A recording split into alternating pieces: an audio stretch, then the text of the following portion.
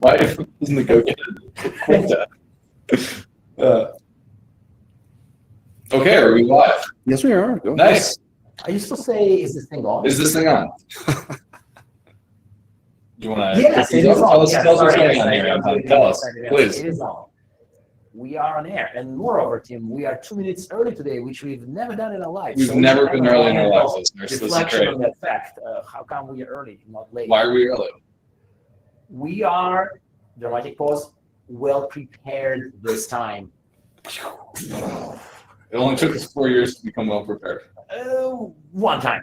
Once. We're going to go back normal after this. Okay, don't get used to it, Yeah, listeners. yeah. This I like is, to think it's more like positive influence being. Oh, it must be the guest. It must be the guest. Listeners, we are so lucky today. Today, we are joined by Alex Pinto, who is the Associate Director of Threat Intelligence. But what that really means is that he leads the Verizon Data Breach Investigations Report team. And listeners, unless you live under some kind of cyber rock, surely you are familiar with the Verizon Data Breach Investigations Report. We've wanted to have you on the show for years now. That is So true. happy you've finally been able to join us. Of course, you guys got prepared, so I showed up. See, that's the secret. Oh, that's the correlation, not Yes. causation. Was it Ben Franklin or Thomas Jefferson who said, I am a firm believer in luck. The more prepared I am, the more I have of it. Something of that sort, yes. Yeah, I'm pretty yeah, sure you something can along Google those or lines. Gemini it. Yeah. Gemini can get the correct quote for us. So I think we're about ready to get going here. And why don't we kick things off with our first question? Since we are the cloud security podcast by Google, I'm obligated to ask this question, which is, how would you define a cloud breach? Is that a real thing? Is it a different thing? Is it a breach that happens in the cloud? What is a cloud breach? Well, Tim, I guess I would start that by asking you, what is a cloud? Oh, no. No. We have to make a short disclaimer about cloud is not just somebody else's computer. Not just somebody Fair enough. Because Yes. remind people that cloud is not literally finger wagging. Cloud is not just somebody else's computer. Did it work? Yeah, that's pretty good. Okay. I like the finger wagging. Yeah. That's I tried. fantastic. So that's what cloud is. It's not just someone else's computer. So I guess a cloud breach can be many different things, right? Depending what's the type of cloud, right? I'm not going back to the basics, right? Is this a SaaS, right? This is a software as a service. This is a platform as a service, a PaaS, or infrastructure as a service, right? Each one of these, you're abstracting different layers, and so there's different ways where an organization can mess up or be confused on what the security boundaries really are, right? And that's where you kind of open the opportunity for things like that to happen, right? So, I mean, way more than when we first conceptualized this webcast in 3 years ago. A long Right? time And ago. this was the question that was in that one. Cloud is even much more a part of every organization's life than it was before, right? So maybe a cloud breach is just a breach now, right? That's the Island Peninsula thinking, right? That's the If peninsula. cloud is kind of computers are IT. Yeah, I think it's more. I think we would be hard pressed to find an organization that does not use the cloud in some way, Including SaaS, basically. including SaaS. Yeah, correct. That's If you say cloud includes SaaS and find an org that does not use cloud at all, Yes. it's going to be really hard. Even the hardcore cloud skeptics, maybe haters, Yeah. will probably use a SaaS or two somewhere. Yeah, maybe you guys should consider just renaming yourselves the security podcast. Oh, no, we like our clouds too. That's fair enough. That's fair enough. But back to cloud breach question. Yeah, You take a naive take on this. You talk to people, they sort of assume that it's just leaked threads and keys, and there's not much hacking going on. People just basically go to your GitHub, go through your PHP code. PHP code, yes. It could be Boris, could be Pearl. And then find the credentials and just log in. Is it reductive, or is this largely the truth based on your data? I think that's definitely the most common thing, right? There is any engagement in the cloud, right? I'm hiring a cloud to help me with this deployment or this part of my business, right? You are not even mitigating, right? Kind of transferring the risk in a way, right? And so you definitely want to believe, and I think that is the general truth for most of the platform infrastructure focused as a service, right? Where, okay, people are not just going to break on those machines there, right? And no one's going to force their way to the data center for some sort of physical breach. Let's hope not. So yes, let's hope not. So you get a lot of guarantees, right?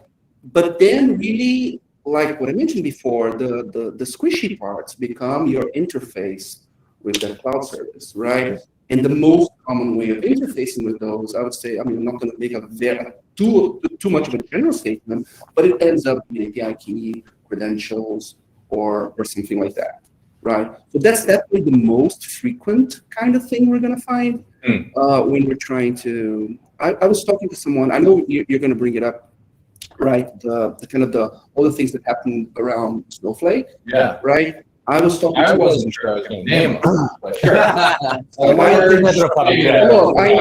name it on the report. Yeah, you named the name of your report. Yes. Yeah. Ever since, look, I think it was really silly when SolarWinds happened and we were kind of stepping around it, right? The well-known network device management company. Yeah, I think there was, I don't remember the exact show. There was like rhymes with such and such, right? No. Yeah, it was, anyway. The point being, look, of course, it's something happened. Things happen, right? Yeah.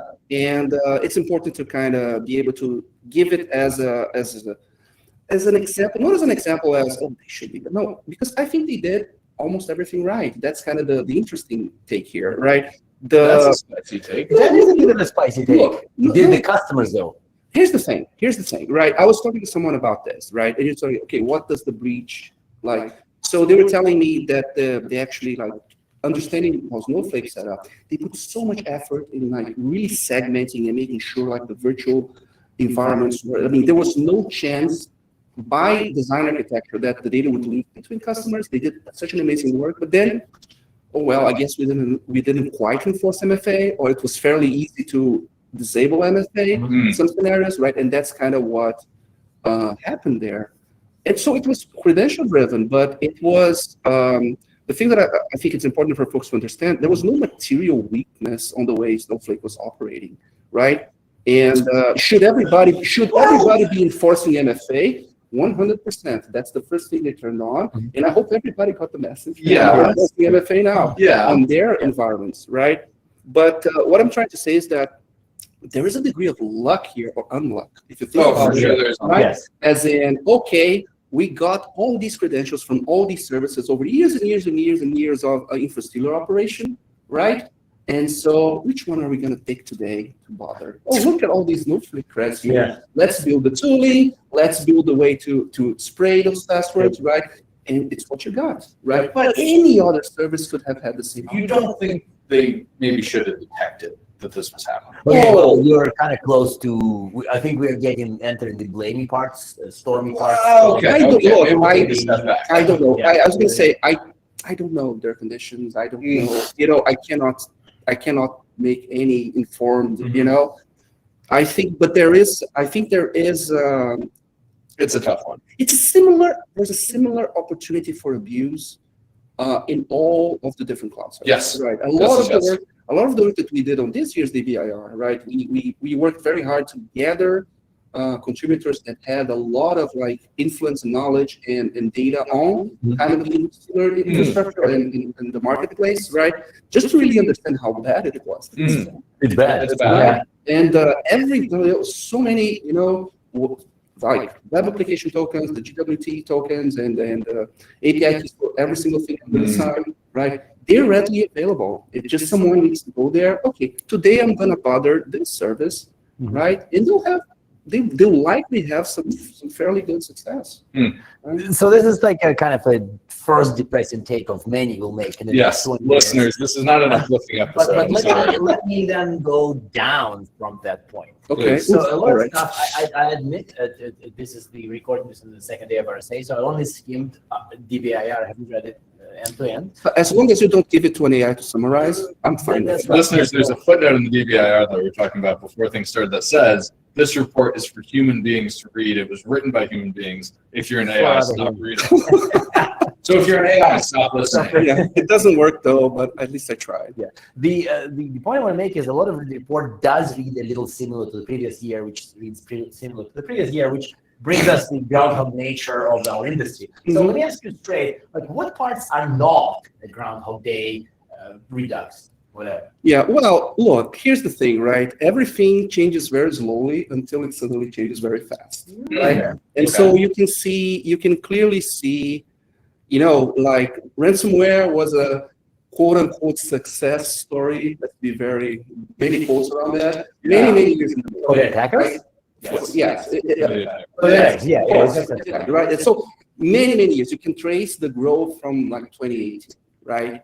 And was everybody betting in 2018 the ransomware is going to be a big thing? Not really, right? You can go and fish for reports on that. Oh, it's a flash in the pan. Crypto mining is really going to be the thing.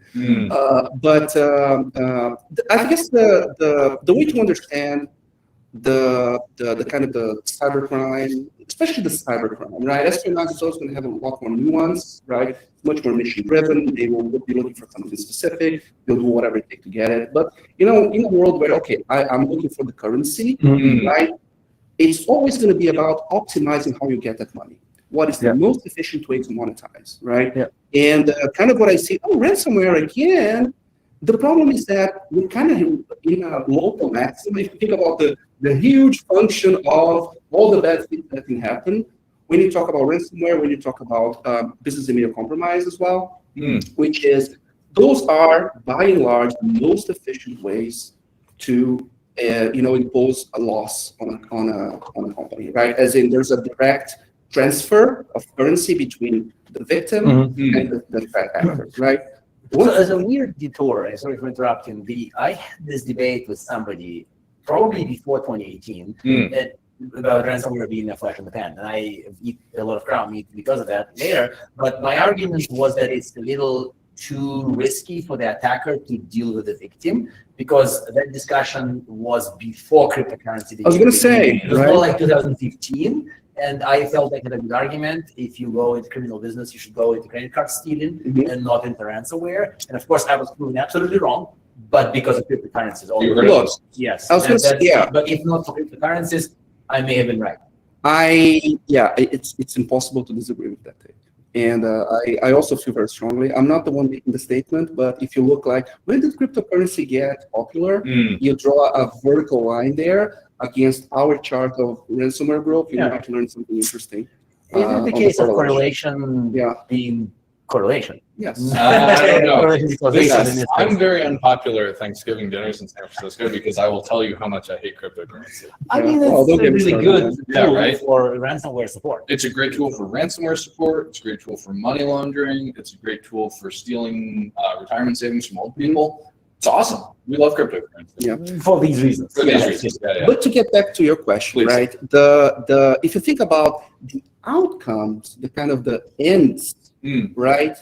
They haven't been changing much over the past few years, right? It's going to be DEC, it's going to be ransomware. We didn't quite run the numbers this year, but last year we had for last year's report we had like 2/3 were ransomware, financially motivated. 2/3 were ransomware, and 1/4 was DEC. There's not a lot left, man. If you do the fraction math.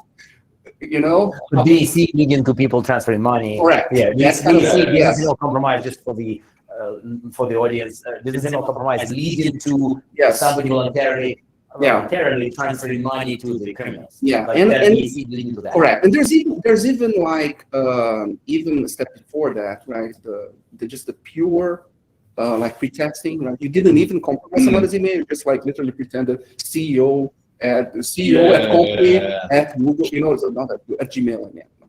But you know what I mean, right? But is it like, dear CEO, please send me money, criminal? Yeah. I mean, it's more subtle than that. It's we're your supplier. We changed our banking partner. Please send it here. Yes, I understand. Yes. But is it like a very you promised the press case? So this is Look, no. Look, you have to understand. There's a lot of companies out there. There's a huge spectrum of security maturity, there's a huge spectrum of, being able to pay attention and, again, we're going to try to get away a little bit from the victim blaming, even though some of these things they seem really stupid. We trust each other. That's why we're successful society. Anyway, but the thing that changes, right? The interesting thing is like the ends are the same, but what about the means, right? What about the ways that those things start? And again, one significant thing we've seen over the past couple of years, right, has been we've always had credential abuse as kind of number one, right? Indisputable, right? It was always on the top of the chart, where you can see really a resurgence, a really focus on exploitation of vulnerabilities now as the way to get in and to do this. Right? So that's agrees with. Trans agrees with that. Yeah. Correct. Yeah. So why is Vuln exploit up? What's going on with that?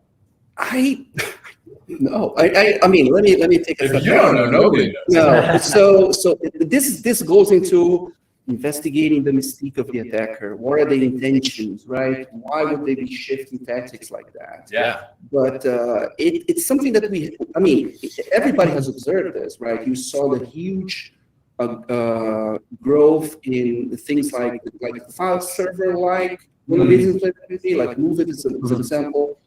And another one named. But this is VPN now is a complete license. Yeah, So like VPN appliance, if you hear VPN appliance, you assume it's hacked. But it's like a depressing take of the day. Why are VPN appliances so hackable? They're exposed to the internet. Yes. Yes. I remember software was updated in 2014 should not be on that list. I mean, I don't like to, but it's interesting to see how the thought process evolves, right? Because we were looking at things like Move It, Fix File Server, and a lot of people, and we did the analysis, well, we're not patching these things quite fast enough. And then folks, yeah, but you don't need to, right? This should be behind a firewall. You don't want to move it facing the internet. And then what you know, now everything is about the things that are facing the internet, right? And so, I mean, there are people who are way more in tune with the kind of the threat actor mindset. What are they doing, right? Even like some covert operation understanding, right? I mean, I think they're just like focusing on developing of 0 days now, right? Just the capability that for a long time, there was absolutely no doubt that, nation state level attackers would have, and they've been investing a lot of money in this, right? I think it's a new day for cybercrime. Cybercrime is doing that too, and that's why they're being so successful, right? Why do these all keep popping up so quickly? And some of them are like, oh, ransomware use first. These guys are the ones that did it, right? And so, I mean, if you think about it, it makes sense. Ransomware gangs have an R&D budget fueled by ransomware. It's all about the Benjamins, So back to ransomware. Are we at peak ransomware? Are we going to be here in 20 years in the basement of Moscone? You need to be, peak ransomware is too optimistic. Is ransomware as bad as it absolutely can be? Like that's... Oh, sorry, yeah. Anton's asking, could ransomware get worse? I think the answer has to be yes, right? Maybe. What? Maybe. I don't know. Look. I don't know what the ceiling looks like. I cannot describe ceiling it or to floor? The ceiling of badness. The ceiling of badness. Yeah. I cannot describe what it looks like, right? If it's incredibly efficient, right? I think there's always going to be space for the straight up like fraud BC stuff, right? But it's just, again, it's too darn efficient, right? And there's going to be new flavors of it. We're going to find ways to counteract the ones that we have, right? But some way of, you know what, I'm going to mess up your life. I'm going to mess up your organizational operations in exchange for some money. There's always going to be a version of that, right? Always? Always. I think always. But like, what you mean? Like 2000 ransomware 2045 is a thing?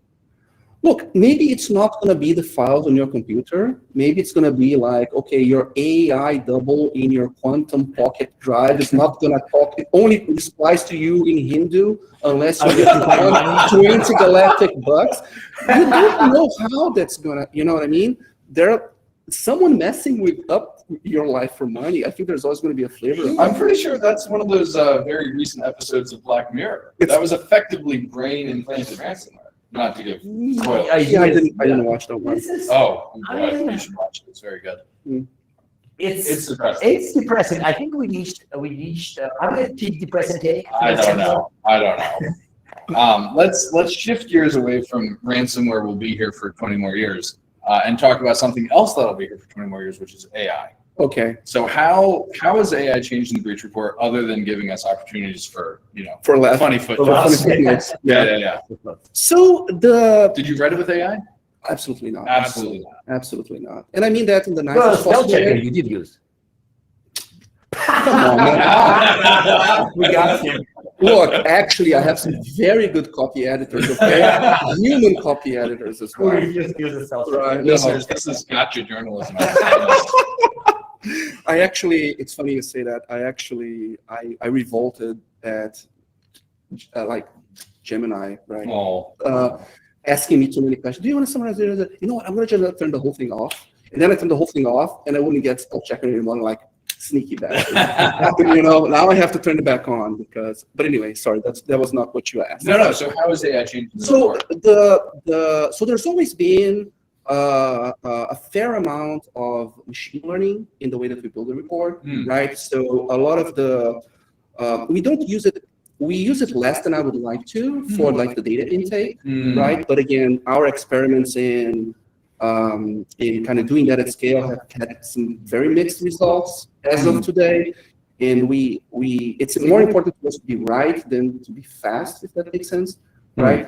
Someday, it's going to get to the level where, we're going to be comfortable enough, but that's not quite it. But once the data is ingested, right, there's a lot of processes we run just using your more run-of-the-mill ML AI, like clustering. When you talk about incident patterns on the report, that's all clustering. That's something we retrain every few years, right? To figure out, what does system intrusion means versus what does social engineering means in the context of the report, right?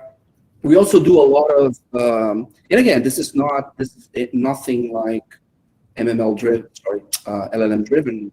But it's like, okay, what were all the trends? We can calculate all the trends, right, from the data points, and then we can choose which ones we're going to talk to, which ones we're going to. The report over the past few years was a lot more like that, as in the kind of the findings on kind of the pure data layer were driving what was written. It's more something we have to do over the past few years is to make it more like case like reality. I know it doesn't make any sense to say that. In the sense that, what am I going to write on next year's report? Well, we're living it right now, right? I am writing about the past. I know what happened in the past, so I know what I'm going to write about. Then it becomes the case of, do we have the data to talk about it intelligently? Do we have the data to deep dive where we need to deep dive, right? So, I mean, we obviously knew about the kind of the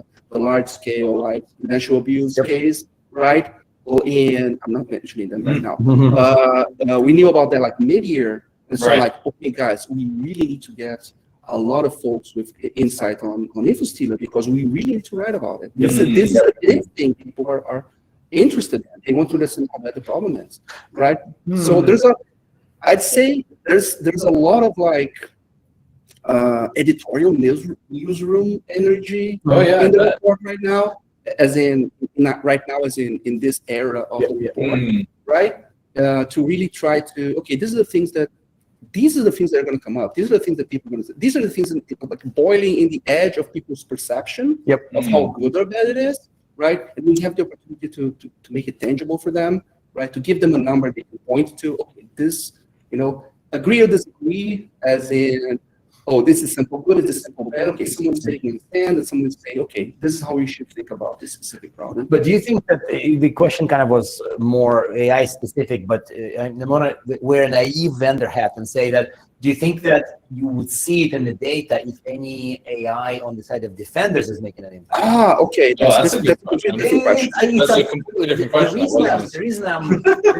highlighting it has a risk of causing optimism. Can't have that on the show today, listeners. No optimism here. So it's not really on our remit to try to figure out how effective AI is in the defense side. But you may see it in the data in some ultra optimistic scenarios. But this is back to the conversation we had with the M-Trends people of like, he doesn't look at the successes, he only looks at the things that Yes, that's kind of the same problem, right? I'm looking at the failure state, right? And honestly, this is something, I get this all the time in the sense that, oh, you have so much data. Why can't you tell us what controls work better? And look, That's right, the M-Trends correct. yes. But but look, from our perspective, right? Because of the nature of the work that we do, it's all anonymized, right? I have defense deployment numbers, right? But I don't know who the companies are. I have the breach. I don't know who the companies are. I can't put this together. I can't say, oh, if you're using this control, you are X times less likely to be breached like that. It's all independent pockets, right? So you can't tell them because of the predominance of email breaches of this type, you should use this email security appliance, and then learn that that's all they use. And they still suffer breaches. Like that's the risk that I see. That you can say, yeah, you should do X, and they're like, we all do X. Exactly. Why? Yeah. Look, this is the holy grail of security measurement, right? And it's something that without, I'm going to say the bad word here, without like regulation around. Yes, I know. This is not an officially sanctioned statement. Press and take those. Well, unless people, okay, let me try it again. No. Let me try again. Unless there are unless there are proper incentives for reporting, right? Maybe there's a safe harbor, maybe there are some advantages. Maybe you're going to be fined this much, but if you report, if you give us like an FAA level, NTLB level report, you're fined this much. Right, because you're kind of quote unquote giving it back, unless there are clear incentives for people to be forthcoming on why do the fail states happen. We are only guessing, right? And that's a lot again of the security in the. Let's go. You want to go depressing? Yes. That's a lot of the security industry today, right? Oh yeah, just buy my thing, and that's going to solve your problems. There is no objective information about any of those things solving any problems. Maybe it's all luck. Maybe it's all luck. I don't know. Not even firewalls. Anton, please do not go. So that's okay. The dream of the 90s. There is absolutely evidence that SSL reduces. That's fair. Okay, cool. All right. Sorry, I am sorry. There you have it. Okay. And you win up with one example. Exactly. Anton won. Alex. No. So Anton, you have one more question, and then I'll close. Yeah, I want to. We talked about cloud breaches, but the very interesting angle that is inherently present in every cloud breach is, of course, shared responsibility. And in this snowy outtake about flakes in the beginning, there was a point about cloud breaches and fault. I don't want to go to fault, but I want to go to what Gartner used to say, that most cloud breaches are customer fault. And by this, they optimistically estimated the percentage of breaches that are customer fault at a cool 99%. Wow. So the line was born, as I recall, in 2015-16, and they persist in Gartner research, and I feel like it has a good fact base behind it. So this doesn't report say anything about cloud breaches being caused by customer misconfiguration, because there's nobody's hacking CSPs. It's very clear to me that in that sense, Gartner is right. It is not the platform that's been breached. We know it. The other two cloud guys know it. Maybe there's one cloud provider that gets hacked, but that's a separate story. Okay, let me give you a spicy take. Okay, spicy take. Okay, and this is actually a research. This is a research topic I'm actually very interested in. Right, we've been partly for next year with some like TPCRM guys who do like evaluation of the cloud deployments and things like that. And I was thinking, what is the correlation about consumers, like users of the cloud environment, making the correct configuration choices, and how easy do the cloud providers, UI, UX, make it for them to make that choice? That's right. What is the guidance provided by the platforms themselves so that the best choices can be made? Right? And so, even stupid things are, do they charge a premium for certain security things, which then they turn around and say, oh yeah, we recommend you do X, and X costs money. So Yeah. yes, We have all of this log. You can send all the logs here. It's going to analyze everything for you. But by the way, it's $5 per log. $5 per log. Exactly. Right. And so, yeah, of course, it uses resources. But you create it's an incentive for failure. Yeah. Right. It's an incentive for risk taken. But yes. Okay, fine. It's a minor point. Look. Yes, but you are assuming that every single person who's going to come through your door has the exact same risk appetite, or even the exact same risk awareness. Yes, they right. Realize They might not realize, right? So a lot of people should be free to make their choices. But what if they are not educated on what choices are good or bad, right? It's not a free choice if you know where you're making it. Yeah, I think that's right. That's would it be lovely to make this bucket public? But the UI now says you're making the bucket public. Don't do that. That's a risk, right? And then people still do that. Look, just how many of those public buckets you had before AWS made it that the default was? No. I'm more worried about the after. I know why people left them there from before. I don't understand how people do it today. Oh, okay. Well, because the nudge is clearly pointing that way. I'm excited for this research. I think this is really super excited. I want to see where we are you looking mostly at the big three? Of course, yes. Or are you also looking at some of the SaaS as well? Mostly the big three. We have more, but something that was fascinating. You know what motivated this? And it's a shout out to one of our data contributors as well. God, I'm going to say the wrong one. I don't remember which one published this report. You put it in poll. You put it on the notes. You put it on the notes when I'm not going to say the wrong one. I don't want them to get mad at me. But there was one which was like, it was cyber insurance, and it said claims per cloud platform. Yes. So they found it was X amount more likely if you're using this platform, and X amount less likely if you're using that platform. That's lovely if that data exists in public domain. Correct. And then I'm like, okay, is this UX driven, right? Is this cost driven? What is it driven by? Or the strength of infrastructure, which is the least likely one, but who knows? But then if we follow your assumption, your hypothesis that everything is just user based, right? As It should be the you same do across not reach the clouds themselves, right? There shouldn't be a difference among the infrastructure choices or the Anton is wrong. Oh, not Anton. It's the Anton is wrong. previous analyst who coined this line. I'm just a quiet supporter. No, but that's the thing. Supporter, so yes, I'm wrong. But that's now listeners, Anton won, Alex won. I think we should stop at a draw. Yeah. We'll stop at a draw, which actually we're at time, so I have to do this. One, do you have a tip to help people improve their cloud security? And two, other than the DBIR. Read the Okay, the DBIR is the recommended reading. Okay, great. But one tip to help people not end up in your report for cloud breaches. I think you really have to try to understand what are the kind of the interfaces that you have, right? Understanding the interfaces, how you control and how you interact with the cloud services that you're using, right? Because again, it's very easy to think about, I just put it all on the cloud, so I don't have these problems anymore.